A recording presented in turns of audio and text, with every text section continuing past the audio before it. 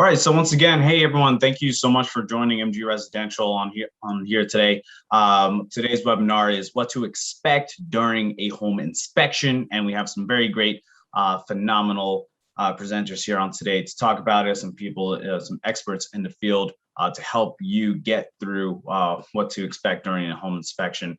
And so, if you have any questions at any point during this webinar, just drop it into the chat box here on the Zoom, and our presenters will get to them. And if you ever need any type of real estate services, buying, selling, investing, or renting, even, you can always contact us, and as we serve the DMV area as a whole. And so, yeah, without further ado, I would like to pass it over to one of our top buyer specialists on our team, Danny Walcott. And yeah, take it away, Danny. Thank you. Happy to be here. Today, what our focus is going to be, as it states, is what to expect during inspection. We have with us Jamal Hampton, who I've had the pleasure of working with for the past, might be 4 or 5 years now, on a ton of inspections. And so we asked Jamal and his team to participate with us because of the expertise that he brings to the table and the experiences that he's able to provide to our clients. And so my goal here is to provide insight as to the ins and outs of a home inspection from an expert himself.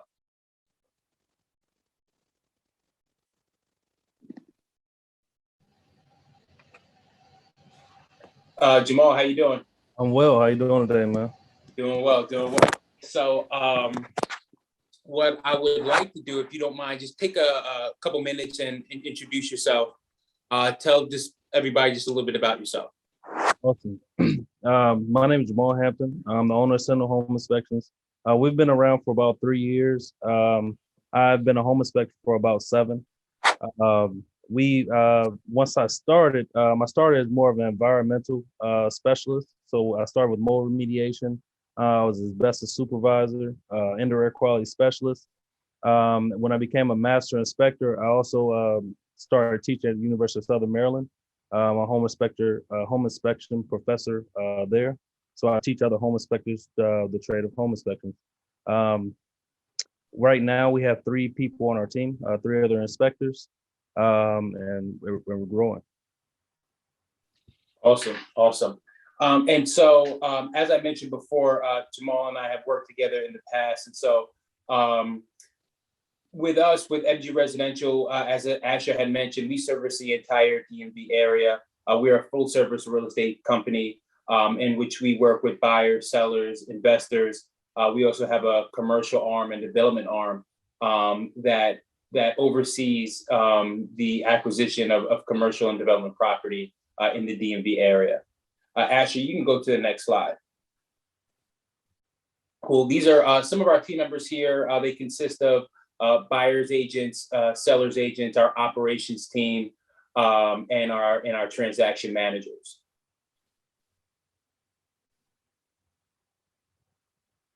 And so our mission is to transform lives, careers, and communities through real estate. And we do that through some of these seminars and webinars that we do every month, just to provide the community with as much information as possible when it comes to real estate, because there are a ton of aspects and facets of real estate. And so every month we just want to dig into and really dive into different topics around home ownership, just to better prepare the community and what to expect when they're building wealth through real estate. And so just a little bit more about our team.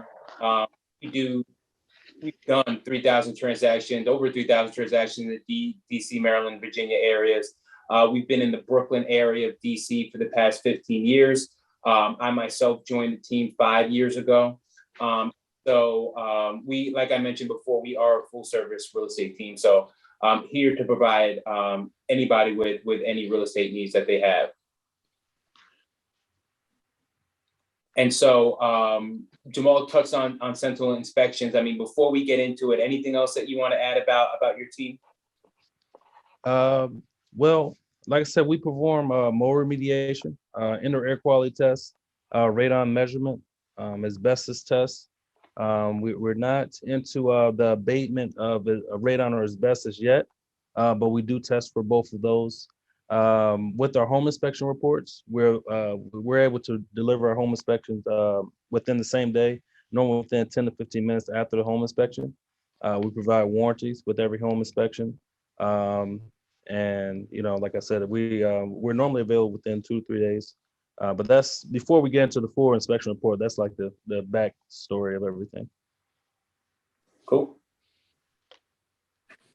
And so I actually have a ton of questions that I sort of want to go through with you, Jamal, because in my experience, the home inspection is one of the key pieces to purchasing a home, right? And so we talk a lot with our clients, and we advise them to always get a home inspection done, whether the property's brand new, if it's old, if you're buying it cash, if you're financing it, if you're buying it as is, or whether there's some negotiations to be involved. We always recommend that a home inspection is performed. And so we're going to go into what's expected during a home inspection. But from your perspective, what's the importance of a home inspection? So my goal for my clients after a home inspection is for them to know if the property had previous issues, like say for instance a flood, what was done to repair the issue, which could be a sump pump, life expectancies of systems, what potential costs could come or are on the way, and preventive maintenance tips to kind of make your system last as long as it can. So even if it's a new construction property, it's still so you can know more and be more comfortable with your property. Because once all the inspectors are gone, if anything breaks, it'll help for you to know the course of action to kind of solve the issue. So this is being more familiar with your home. That's the goal. Yeah. So what I'm hearing is that it's not just about what's working or what's not working. It's really getting all the information about the home. Absolutely. So as a homeowner, you go from an educated buyer to an educated homeowner. Correct. Gotcha. So and so one thing, and so it's interesting because typically, if you look at the home buying process, the buyer doesn't come to you until after they met with a real estate agent, they met with a lender, they've gone under contract. And so they have some familiarity with real estate right at this point. But what I find is there's still a lot of misconceptions out there when it comes to home inspections. Are there any that you've heard of or that you're familiar with that you've heard from your clients? One in particular that I get a lot is pass or fail. I have a lot of clients who come to me and say, "Hey, will this home pass the home inspection?" And so, can you speak to a little bit about that, just for everybody to know? Home inspections are not pass fail, but I'll let Jamal take it from here. Right. So generally they're not, but say for instance HPAP deals, those are pass and fail, but those aren't. Those are government like agency or I guess you say I don't know what to call it, like a government like government program, right? So they have to have a little more safety precautions and things like that have to be done. Normally it's not pass fail. It's just so you know what would need to be done. And you can use that for negotiation with the seller of a property. So if there's something that's defective or not functioning, you can say, can you repair it? Or if you see they made a lot of bad repairs in the house, you may say, can you give me a credit so I can repair it myself? But that's more of a negotiation tool than anything. Unless you have a new construction. If you have a new construction, most times we always bring up everything because a new property should be perfect. So it's just making sure that, we point out everything to the builder that needs to be done, but not normally pass and fail. It's really if it pass or fail for you. All homes, a home may be perfect for you, but not perfect for someone else. So if you're able to make different repairs, some people may not want to make any repairs when they come to home. You may be okay making some. So it's just making sure you know that you're not kind of getting over your head, and you kind of know exactly what's it's going to take to have the home up to your standards. That's a great point. So that's actually a great point. I never thought of it that way, where a home inspection technically is not pass fail, but for the buyer it is, because at that point you're making a decision whether you want to move forward with the property or not. Let's talk about that for a little bit. And so when I think about home inspections and I'm on tour and I'm touring the property with you and the buyer, and we're sort of going through that process, you have things that are going to be deal breakers, right? And so that's different for everybody, as you mentioned. What are some things that you would consider a deal breaker, or maybe something that, because again, it is different for everybody, or something that would make you take pause? Honestly, the only things that I personally say are deal killers is maybe water intrusion that we can't easily locate the source. If there's water coming in the basement, we know that's coming from the rear entry basement door, then that's easy. That's maybe snake in the drain, or make sure it's not clogged, something easy. But if we're seeing it come from a lot of different areas, we can't figure it out, or if we go on a property and they have 4 sump pumps and it still seems a little moist, it seems like they're troubleshooting and they can't figure it out either. So things like that, or major structural cracks, um, really bad workmanship that seems like decks or something that's, you know, things like that. But older systems, old roof, not necessarily a deal killer because everything has life expectancies. So it's just kind of being prepared for those, and making repairs when they come, maybe getting a home warranty to help cover it, things like that. But like water, mold, and things like that, those can kind of get a little tricky because they kind of go hand in hand.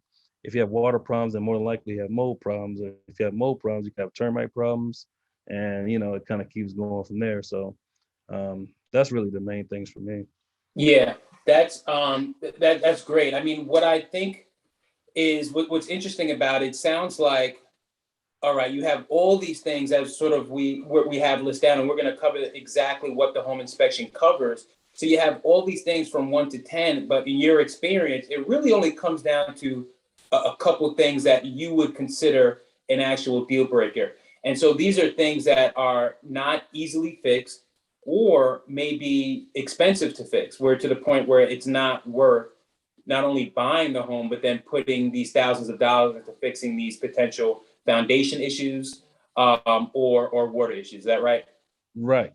And things can be expensive. Don't get me wrong. Like, say if it's a cracked foundation, like a floor joist or attic joist, things like that, they're a big deal. But I think, thousands are relatively manageable, like say 1 to 5, maybe. But 10 to 20 to 30,000, that's not normal. Those are extraordinary costs for a home. Like, for instance, like a water heater is maybe 15 to 2,500 to repair. A furnace could be about 4 to 6,000. Like there's nothing that really would should be 20 to 30,000. Like a roof could be close maybe, but that's about it.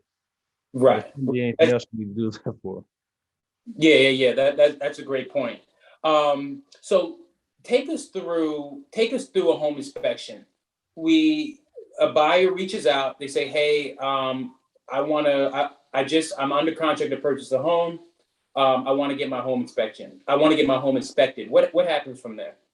So from there, it's a variety of ways of scheduling the appointment. But once we're scheduled, we come out.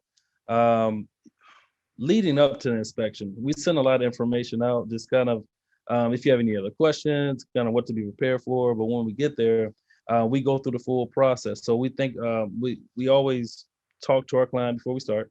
We let them know that we start outside. I come with a partner normally. So I normally start outside, just walk around the foundation and see if there's any deficiency, grading issues, or gaps or anything that need to be sealed. My partner would normally start inside and start checking the outlets, doors, and windows.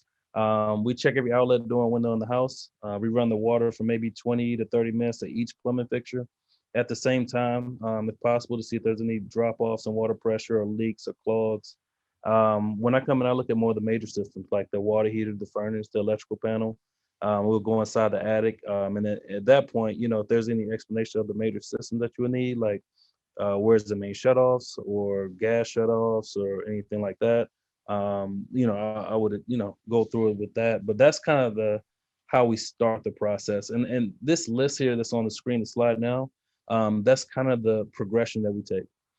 So I normally start outside and I look at the exterior, the roof covering. Then we go inside and start running the water. That's the plumbing. The electrical is checking the outlets, and we kind of go from there. That's kind of, and our report kind of reflects the same way. Our report is written how we inspect, you know, through each level.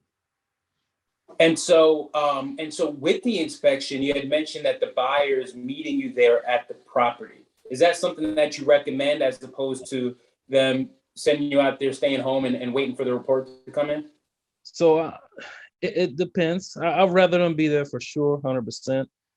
But if there's any reason they can't be there, we always make accommodations. Once we send the report, we can discuss it over the phone, or we could, if we're still there, we do like some type of Zoom or FaceTime or something while we're there. But ideally, it's best to be there on home inspection, because Okay. the report is not going to do it justice for everything. You kind of want to see things in person. So when you're there, you kind of remember, like, oh yeah, I remember we talked about this. We see it in the report. Kind of makes it easier to understand. But if you're a savvy homeowner, like someone that had a home before, or maybe it's in the building trades, you may not need that. So if you're a first-time buyer, I would definitely recommend though. Absolutely, absolutely. I agree 100%. And so when buyers are on, when buyers are actually on home inspections, and I'm sure you've seen this as well. I find it kind of interesting.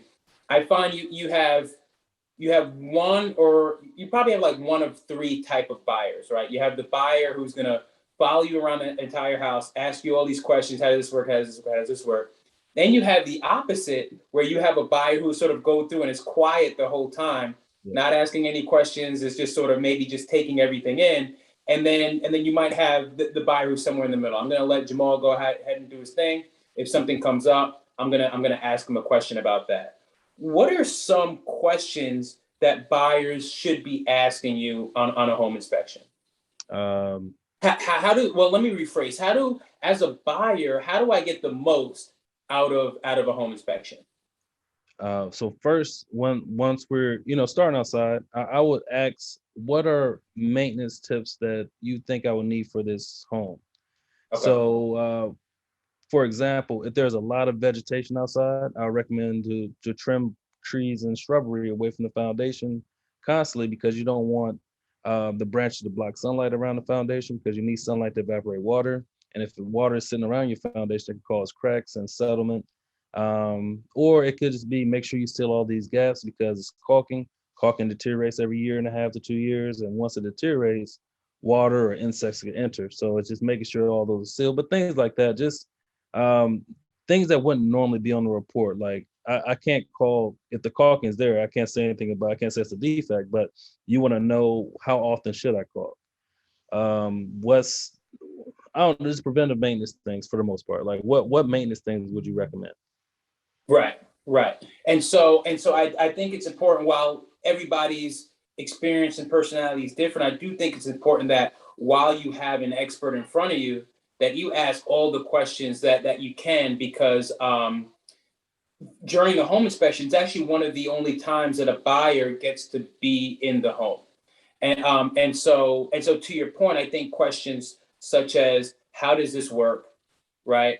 When should I replace this? If we're talking about sort of maintenance issues, what's the life expectancy, right? Because I think that's what home buyers are going to hear a lot when they're on the home inspection, is the life expectancy of the HVAC system. You mentioned the water heater before. Some of your other fixtures and appliances around the home. Can you speak to a little bit about life expectancy and what that actually means?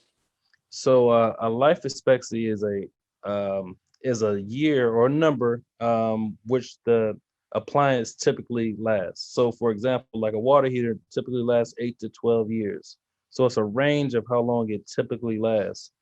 A lot of times systems can last a lot longer than the typical life expectancy. But as a home inspector, we always have to establish those life expectancies, let you know that after it's past that time, I can't say how much longer it's going to last, because it's past how long it should last. That's not saying it needs to be replaced right now, but that's just saying that I can't tell you how much longer it's going to last. So in that case, if it was older, I would recommend, a lot of times, with the furnace.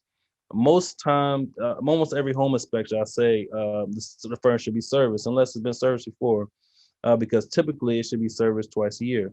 So if it's older, and it hasn't been serviced, I would start with having a service, and then get a home warranty. And if anything were to happen, have your home warranty help cover the repair or replacement of the system. But that's with me saying the system is old is not enough for it to be replaced.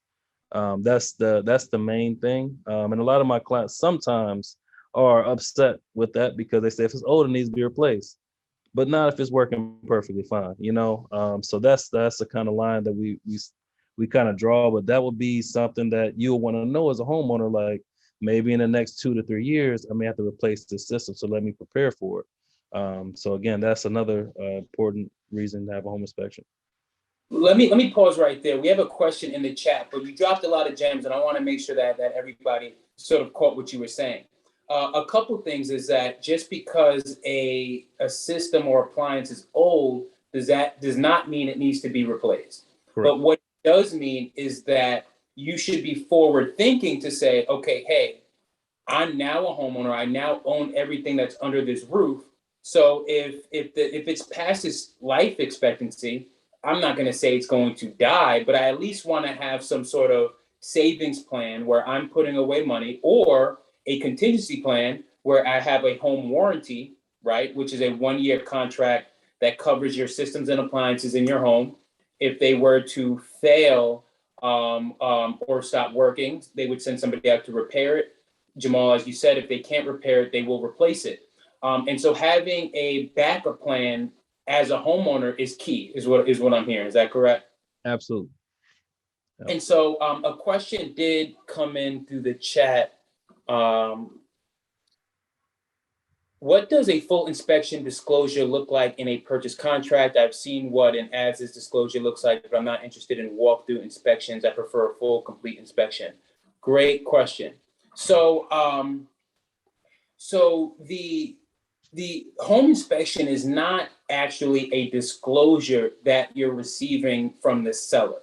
What they're letting you know is that they're only entertaining, reviewing, accepting offers, however you want to frame it, that are as is, meaning that you have the opportunity to get an inspection done, but based on the terms of the contract, there are going to be no negotiating based on the inspection results, right? And so that's a separate piece when we talk about walkthrough inspections or full inspections. That piece speaks to the type of inspection that you hire your home inspector for. And so while as a buyer's agent, I would always recommend that you get a full inspection.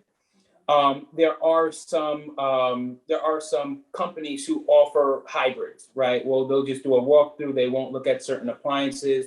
Instead of it taking an hour, hour and a half, or 2 hours, depending on the size of the home, it would take maybe 30 minutes to 45 minutes. I'll let Jamal speak to that, but just so you guys are clear, as long as it's in the contract that you can do some type of inspection, from there, it's up to you what type of inspection that you have.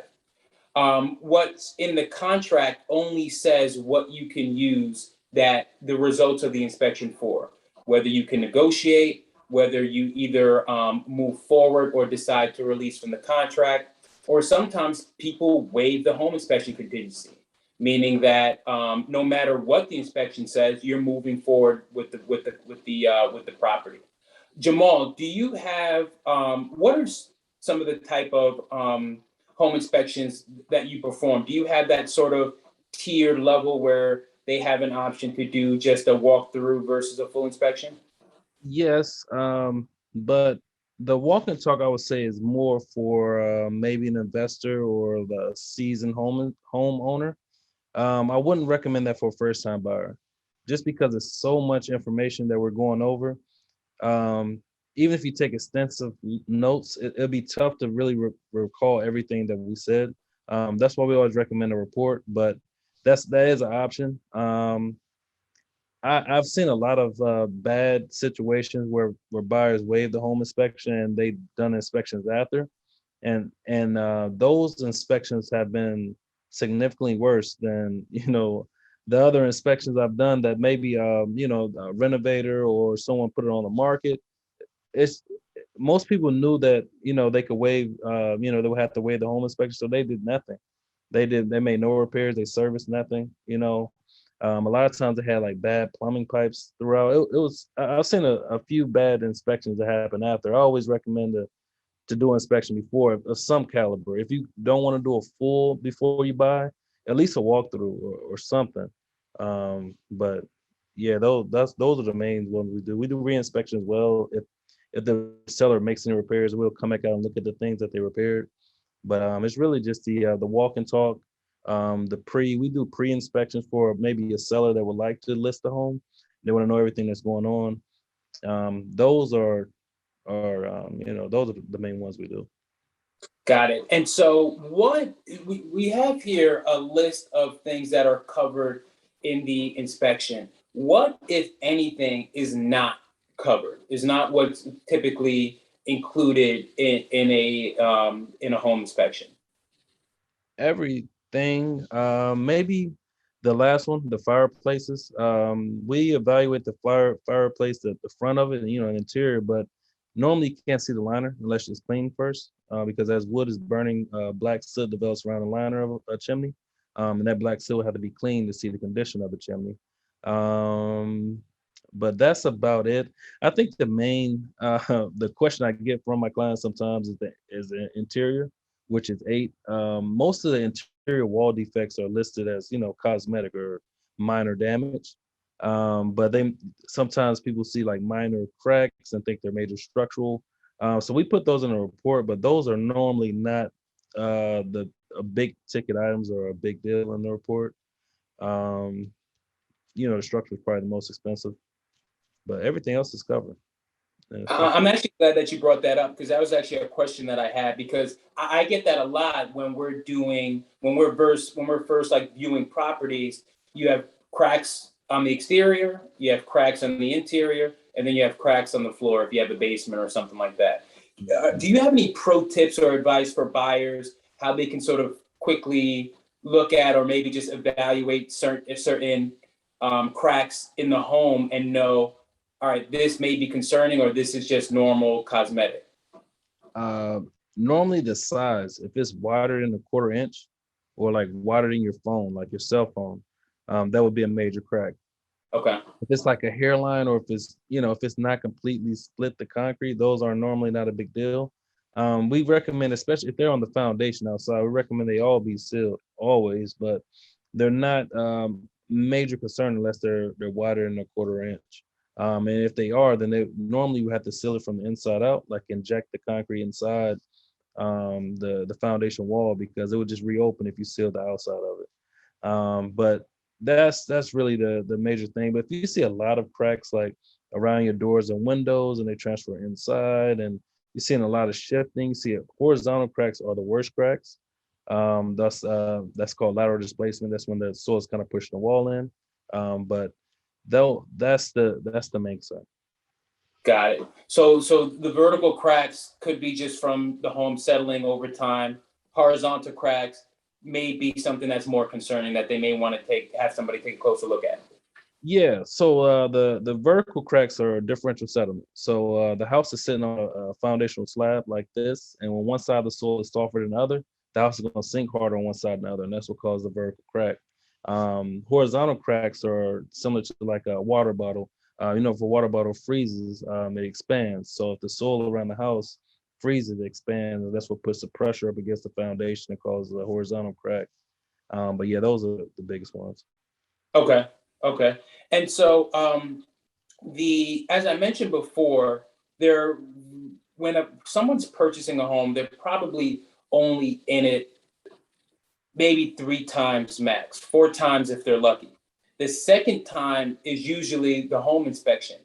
So prior to that, what are some things that buyers should look for when they're viewing a house for the first time, right? Let's say for you're purchasing a home. Like, what are some things that that you should be paying attention to, especially when you think about the renovated homes, right? This nice, shiny. I mean, we're looking at the kitchen, the bathroom is beautiful. It's open floor plan. Everything looks great.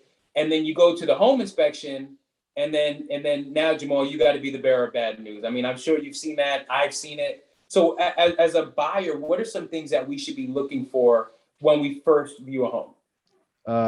The last place I would go is the kitchen and the bedroom and the bath for sure. I'll go the furthest away from those areas as possible. I would start just walk around outside. If you see a lot of vegetation or a bad grade, it looks like water sitting up against the house or drains are clogged, things like that, you can infer that they may have bad drainage. So I will go to the basement or the lowest area, maybe the crawl space. I don't know if you want to do that, but the lowest area of the house, to see if there's ever been, look for water stains, see if there's ever water intrusion before, look for areas that could be possibly mold. That's probably the first things I do. I go to the basement, the first area I go in the house, just to look at the major systems, look at the water heater, the furnace, look at the electrical, make sure it's not a lot of rust on anything. If you see rust on a water heater, more than likely it's old and needs to be replaced. Rust on an electrical panel, more than likely it's gonna need to be replaced. That's really your telltale sign. You don't want to see any of your appliance extremely rusty. That normally indicates it needs maintenance. Got it. Asher, take us to the next slide. And so, yeah, right here. So what I do want to talk about is some of the technology that your team uses, because as I mentioned before, we've been on a ton of home inspections together, and I'm always impressed with the new stuff that you guys have been bringing over the years. Can you talk a little bit about the different technology that you guys use on your home inspections? Yes. So the first picture is a thermal camera. That's probably my favorite tool. I use it every home inspection, every mold inspection, but it detects temperatures. So it can show me. It doesn't see through walls. It's not an X-ray camera, but it can see if there's an area that's a lot cooler than the surrounding area, and most times that can indicate a leak. We have a moisture meter that we could use to verify. In this picture, we're just showing that the stove, all of the burners ignited, except the first one on the left. So you can see that one wasn't yellow, so it didn't get hot. So we use it for different things like that. The drone is my other favorite tool, because as home inspectors, our insurance don't cover us to walk roofs anymore. So walking the roof is definitely it's one of the most unsafe things home inspectors can do. I always get on roofs if I'm able to, but like a townhouse roof that may be 3 or 4 stories high, I may not be able to do that, especially if it recently rained or something like that. So our drone helps us view every roof cover. We're able to take pictures of every plane, take pictures of every chimney, and we include all those pictures in the report. So that's been great for us. On the right, that's just an air quality test machine. And that's how we were able to determine if there's mold inside of a property. We would take an outside sample and an inside sample, and there shouldn't be any mold that's inside that's not outside. So those are a few of the tools that we use that kind of help us understand the home better. And so while and I'll say it, not all home inspectors have these tools. Not all home inspection companies are going to invest in these kind of technologies in order to provide a clearer and fuller picture of the home. Yeah, they don't have to. It's you only have to be as good as you want to be. So I don't say most, but a lot of companies that I know, they've been around forever, and they get a steady flow of business. So it's no reason for them to take the next step. I wanted to invest in tools that make the inspection process easier to perform. I don't have to worry about what's behind the wall, because I can see if there's something leaking, But yeah, that's honestly what it is. It's just people they don't have to kind of stuck in their ways. Yeah, that's a great point. I mean, I think it's important for people who are watching this to see that, just so when they are researching sort of other companies, they sort of know, like, all right, well, look, Sentinel is providing this. I may not be getting this with another company. So yeah, that's awesome. Asher, take us to the next slide. All right, so here, I'm familiar with this. This is the first page of your home inspection report. Can you take us through what that actually looks like and sort of what's included in there? Absolutely. So this page here, like I said, we write a report similar to how we do the inspection. But this is the table of contents in the middle of the page, and you can kind of navigate the whole report by clicking on the different areas of the home. We put all the pictures, like all the bathroom pictures, will be in the bathroom. So the toilet pictures of the bathroom, the electrical issues, like everything will be kind of sections off in the individual areas. We take pictures of every deficiency. We include diagrams with most our deficiencies and all our major appliances. So you'll see a diagram of a water heater, a furnace, the electrical panel, and the proper way they should be installed. So if I point out there's an issue with the water heater, I'll put a diagram beside it to illustrate what I'm talking about. So on the right picture, you'll see a life expectancy chart, and that's just a diagram that kind of goes into all the different components of the house. The top of it, you'll see three bubbles, and it's a green, blue one, and an orange or yellow. The 78 is just saying that the items that we inspected. The blue items are just maintenance or comments that we just recommend, like caulking. Issues that are not a big deal, but over time, you just want to make sure you remember to do. And the improvements are all the defects. So that kind of lists them all out. If there were like a major concern, we would list it as red, and that would be like active water intrusion, mold, a major electrical issue like insufficient power, or maybe an extremely rusted panel or water inside the electrical panel, things that can cause harm to you. So that's how we would make that a major safety concern. This probably didn't have that, but that's kind of how it flows. So what I'd like to do, because I just thought of this idea, have different categories on the side. I just want to quickly sort of go through them. If you can give us one, I mean, either the first thing that comes to mind, or what sort of one of the most common defects that you see. And the reason why I sort of want to go over this is because buyers, for the most part, right? And Jamal, you typically won't know until you see them again. But buyers typically only do one home inspection, right? They'll do one. Most of the time, they're comfortable with what they find and they're move forward. I've had clients who've had two. I've had clients who've had five. And so while it does really just depend. I do. Buyers typically don't know whether a house is good or bad because there's really nothing for them to compare it to. So if we could just sort of go through what are the let's just do one common thing that you've seen over time for each category. For the roof example, what's a roof defect that's pretty much common? So a very common roof defect, even in new construction properties, is just loose shingles. Sometimes when shingles are installed in colder months, the shingles don't bond properly and they become wavy or loose. So that's something I see all the time, and that's important because if they ever blow off, that increases the chance for water intrusion. So you always want to make sure shingles are completely sealed down.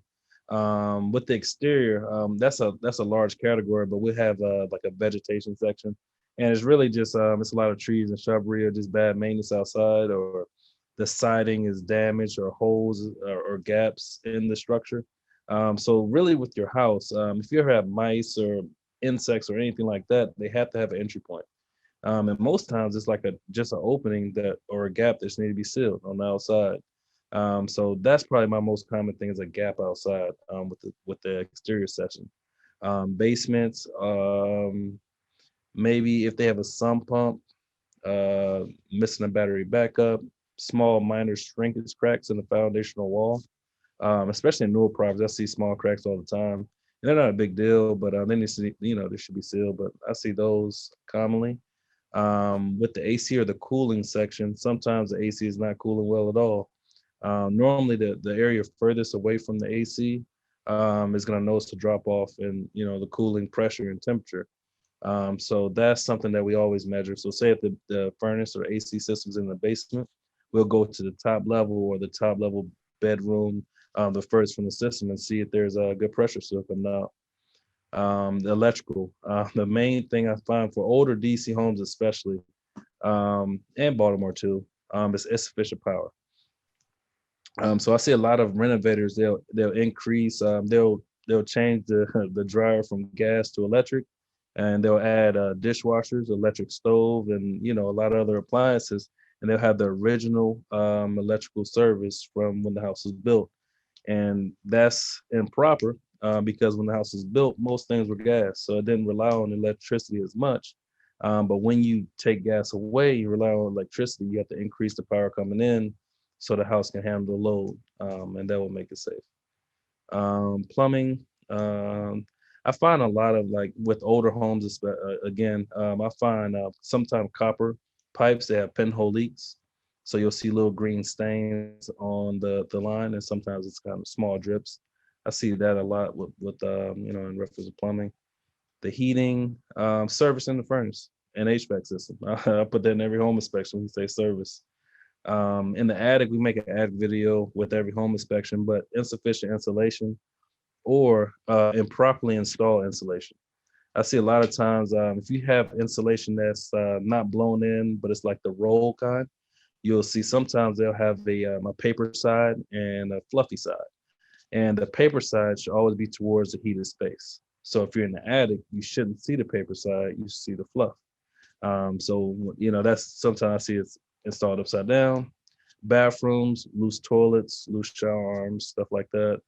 In the kitchen, anti-tip on the stove. So a lot of times when new stoves are installed, the installer forgets to put a bracket on the back leg of a stove to prevent it from rocking and tilting over.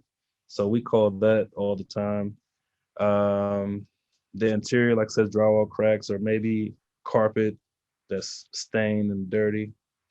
The laundry room, missing catch pan. A lot of times, if a washer's inside, like on the second level or something, it should have a catch pan below it because a lot of times wash machines leak and it should have something to collect that moisture.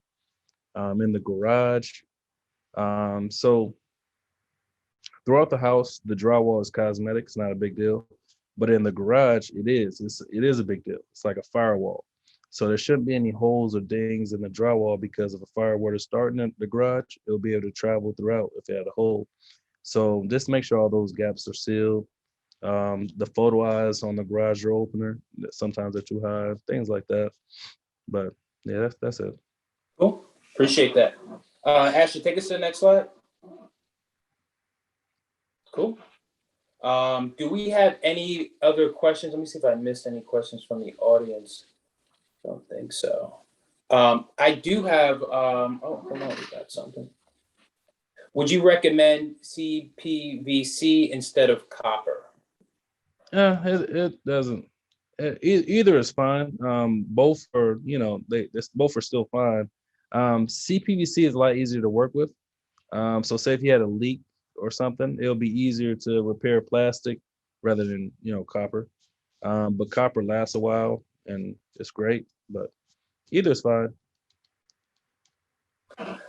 Are there any circumstances in which you've been hired to do a home inspection outside of somebody purchasing a home? Like, is there any other reason why we should maybe call Sentinel out to take a look at our property?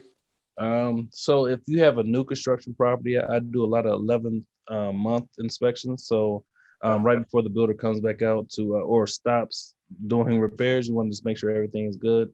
We do those. So after, for everybody who's not familiar with the new construction process, after you've closed on the home, there's typically a 1-year warranty or anything warranty essentially, where the builder will go back out and make any repairs to the home. After that 12th month, that's off the table. So you're saying people would call you. That's actually smart. I didn't think about that. I got to start telling my clients to do that. That's pretty smart. They would bring you into the on the 11th month to make sure that everything is how it's running the way it's supposed to be running. Yep. Cool. So we do those. Like I said, we do the seller inspections for sellers that would like to just know everything that they need to do to get the home ready for sale. We do re-inspections. And we do maintenance inspections overall. If there's, if you never did a home inspection before and you just want to know that you're, what condition your home is, or if you had an issue with, say you're worried about mold or water or whatever the case is, we just do maintenance inspection as well. Cool. Cool, makes sense to me. If we don't have any other questions from the audience, I do want to thank everybody for joining us. Jamal, I want to thank you for coming on. Just want to say a few words about Sentinel Inspections. I mean, because I don't always get this opportunity, Jamal, like I said, we work together a lot. So I hope you know that the clients I send over, I do that because I appreciate the work that you and your team do. But I do want to say that the reason that I choose to work and I recommend that my clients work with Sentinel is because not all home inspectors are created equal, right? And so we touched on the technology that Jamal and his team uses. We touched on the process that he goes through, the hands-on process that he goes through when he's working with first-time home buyers. And to me, that's of the utmost importance, right? So the way Jamal and his team actually walks through the property with the client, explains to them how everything works, what they should be preparing for as a first-time home buyer. I think that is just in and itself incredible, and you don't get that with everybody. And so, Jamal, I salute you. I appreciate you. Thank you for joining us, and thank you for the great work that you do. I appreciate it so much, man. I always have. Anything I can do to help, I'll always be here. I appreciate you. All right. All right, man.